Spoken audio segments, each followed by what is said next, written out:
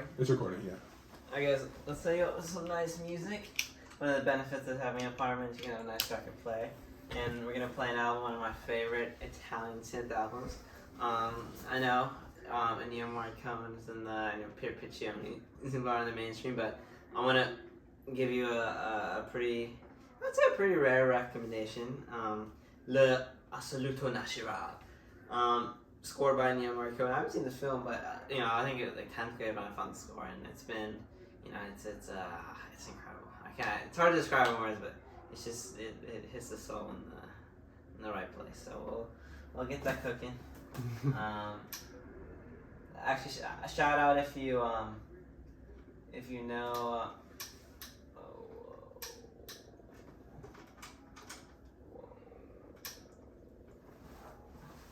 You think? What you say? Like you only met now. Well, of course you did. What you say?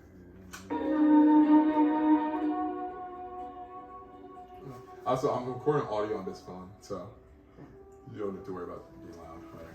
But hi guys. So today is Friday, so I've been kind of keeping up with Pranay a bit for a week, on and off. But I just kind of want to have a reflectory discussion at the end of the week. This is about being an NYU student. Your citizen to do it, like come here, and just your thoughts in general about like being a college student. Yeah. So I guess obviously NYU is a great film school, but like what attracted you to it? Because I know you were pretty against cities when you living in cities. So yeah, I wasn't pretty against cities, but at least when I came to film schools. I didn't think I would get in. Like, to be real, I had maybe 3.2 GPA. I'm not even gonna reveal my SAT score.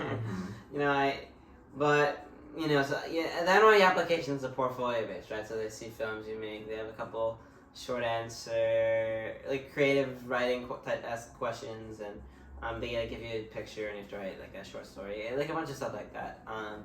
But I didn't think I would get in. And then also, so I grew up in the state of Delaware, rural area, in general.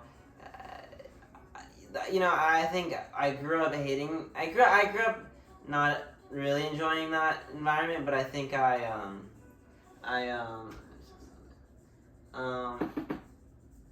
I think not enjoying what, city environment or rural? No, rural environment. But then I think I grew to appreciate the slowness, the vastness, the nature that, like, I knew being in a city, I knew I would just feel, or I assumed that I would feel congested, and but then also I didn't think I would get it. So, and then when I did, by God knows what. Well, you deserve to be here. No. Maybe you should put the link to my film. Yeah, I'll include the link to Pranay's film. I submitted. It's called God's Lonely Man. Oh, so that film? Yeah, so pretentious. But it's the experimental film that I wrote. It's basically a poem project. I wrote a poem. It was like you had to make a film based on a poem, and I wrote the poem, and then I decided to make a film. Conversation between God and this lonely man.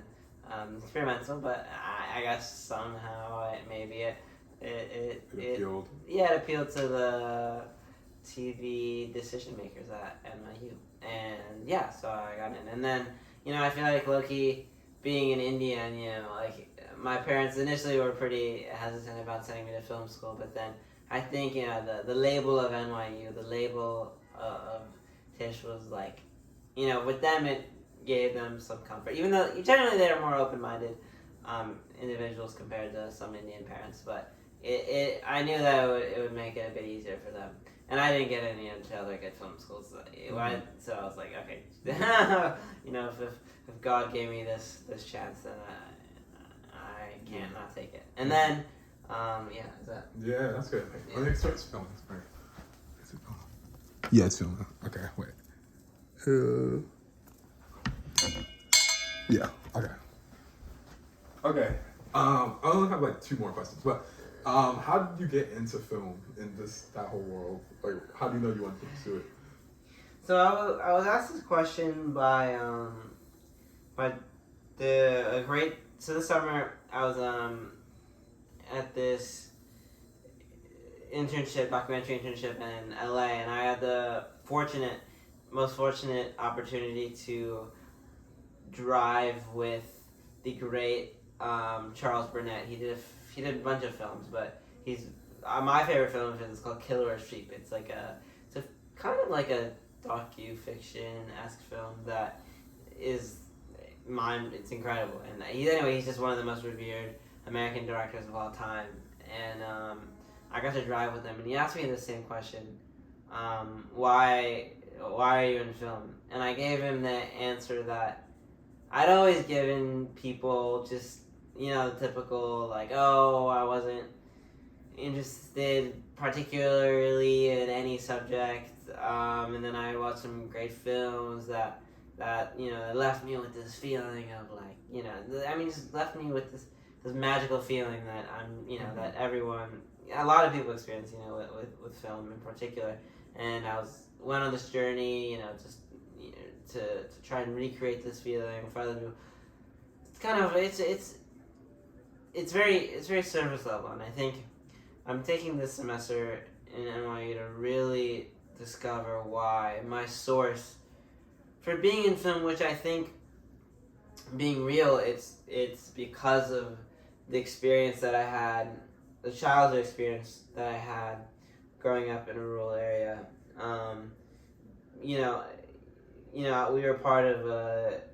We were one of only, we had like and I hate using these terms because I think they delude the essence of what I'm gonna say, but we were like five of us, 6 of us Indians that grew up in this, predominantly Caucasian, like deeply red area of America. And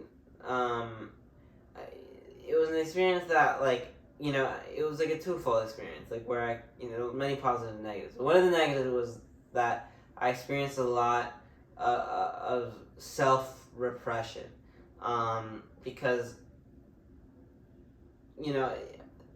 we were not using the word we, but I was witness to a lot of both direct and indirect. I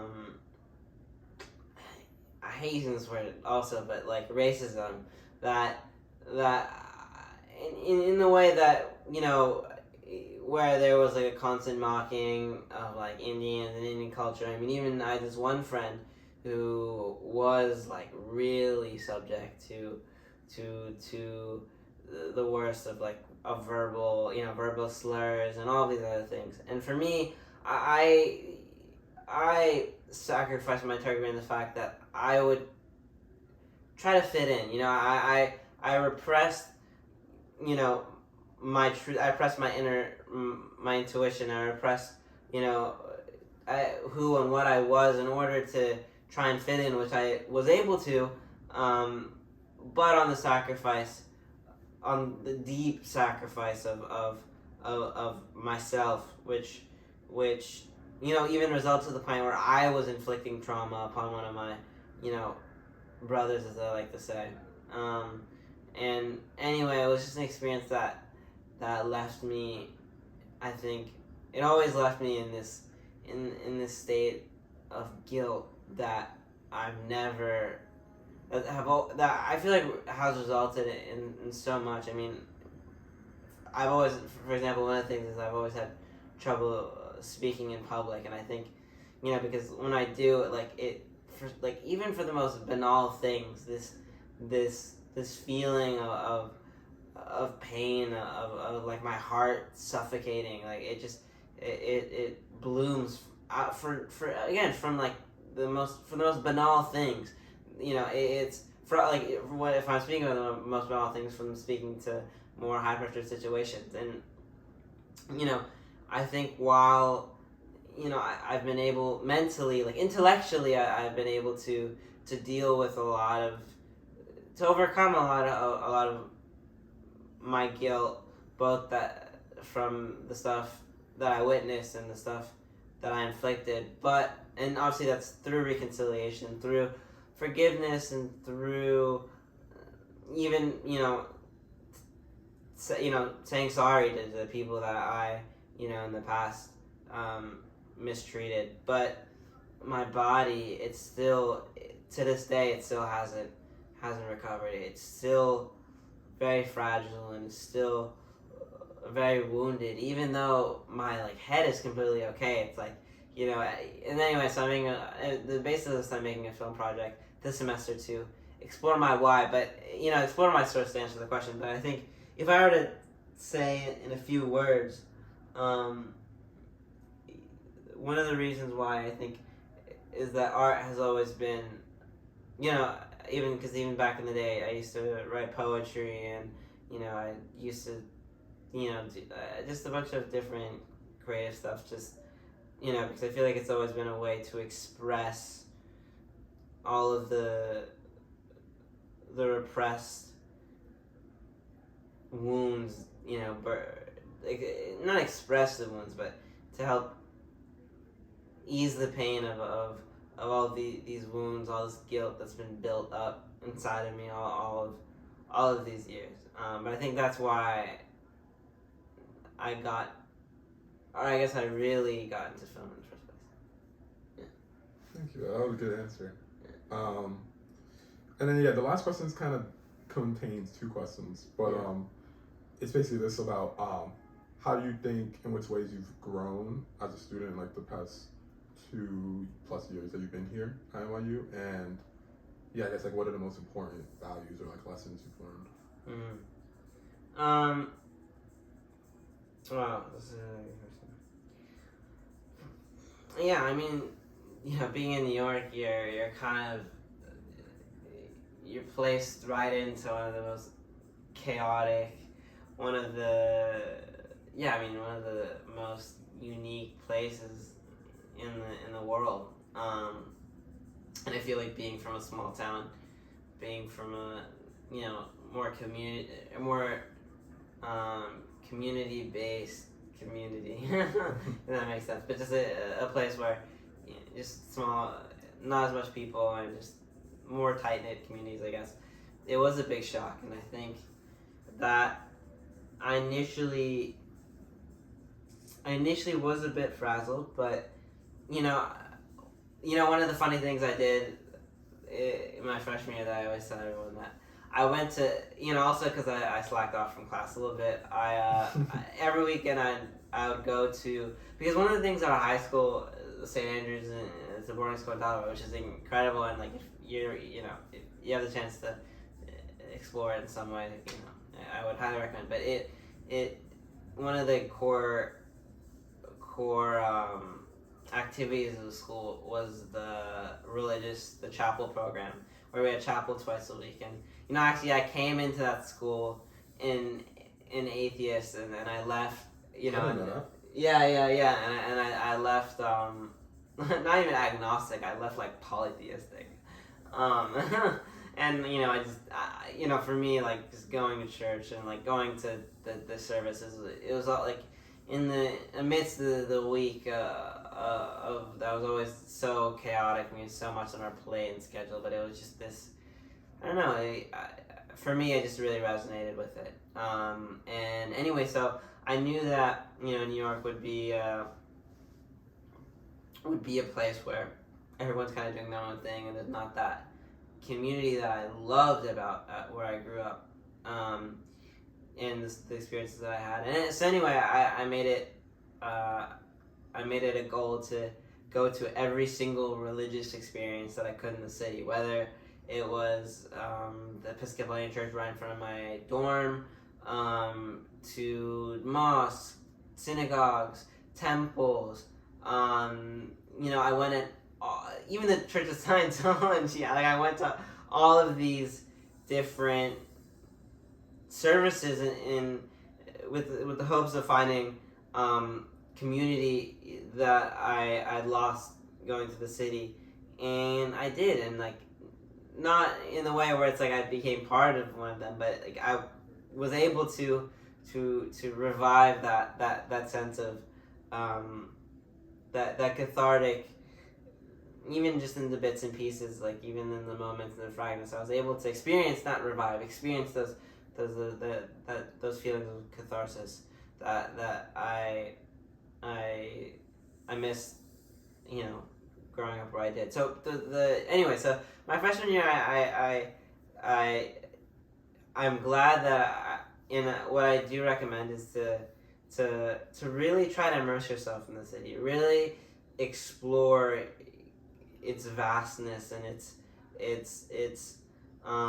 just, while it might seem like a huge, a huge melting pot, which is what it is. There are so many incredible people and stories and there's an incredible story. There's an incredible place behind underneath every rock that you lift up. So, and I think that really goes true with New York. So anyway, so I came in, but then I think with that almost over immersive, with that over immersive approach, I did feel like I sacrificed a bit on the. I did feel like I sacrificed a bit on the academic side, which is, it is a pity, but which is one thing I feel like I've grown in, that I'm much more committed to school and my work and my, because now, I had this whole, in sophomore year, then I had this whole revelation of going into documentary filmmaking and, some amazing classes and teachers. But, like, the funny thing is that the documentary that, like, has started my whole, I guess, like, that made me fall, then I guess started my whole passion for documentary was based on a moment from my freshman year that was in the spirit of exploration, the spirit of listening to my intuition, rather than cowering behind fear and cowering behind even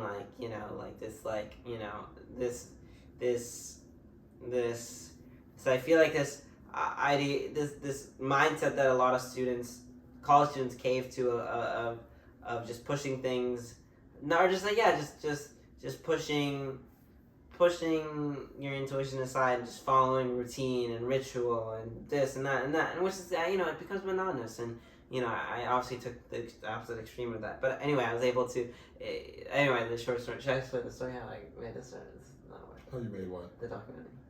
What's the wrestling? Yeah. Yeah, I mean, it's your. I don't know how much stories you have. I know.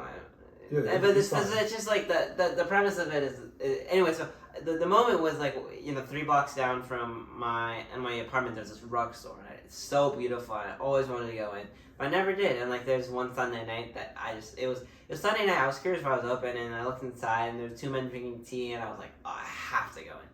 And so me and my friend we go inside, and I'm somewhat versed in Persian culture. I know a bit of poetry, a bit of film, and I spark up a conversation, and 2 hours later, I'm the one sitting down drinking tea, and he's the one giving me this incredible, like, life story of like this prolific career in the sport of wrestling, history of rugs and the Persian wisdom, and it was so powerful because the fact that not only that I listened to my intuition, which was correct, but also like the kindness of an old man to take in a stranger and offer, and not only offer him tea, but offer him 2 hours of his time to talk about his life and just his wisdom, and like it was so powerful for me. And then I'm in film, so I took a documentary class, a required documentary class, and I was like, oh my god, and I wasn't even in the documentary at that point, but I was like, oh my god, this is the perfect subject and a perfect story to tell. And I was able to make a film, which is definitely there's so much more potential, but like for a first attempt, I think it was okay. And anyway, but like for the film, I had to work and whatever. Like I had to put a lot of hours, put in a lot of time, and that I think that growth kind of it's not even a growth. It's more of just a realization of how to better thread curiosity with how to better curiosity in a more structured way, if that makes sense. So I feel like that's one thing that even today, like, you know, I feel like now I've definitely shifted more to the structured path, which is, you know, one of the things I realized Thomas Sowell once, he alludes to this, or I think he says this, but everything's a trade-off. So, like, you know, that's the one thing I would say is that, like, truth is not a linear thing. Like, it's not like, you know, okay, I was at this point and I've risen to this point. No. I believe truth is something that requires analysis. So, not something that progresses, you know, linearly. So, like, looking back, analyzing my past self, there's a lot of benefits to, the benefits and negatives to however you approach New York. And I think I've just more or less morphed into a path which I've benefit and I suffer from at the same time. So that's what I'm at right now. Mm-hmm.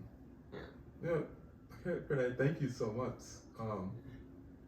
Yeah, I know. I just want to have this at the end of the video because I feel like I've just been getting clips of what you've been doing, but I wanted to capture like what's in your head, kind of. I feel like that's important. And yeah, like I don't just want this to be like a surface level week. Like I want to show like your thoughts of being a student here.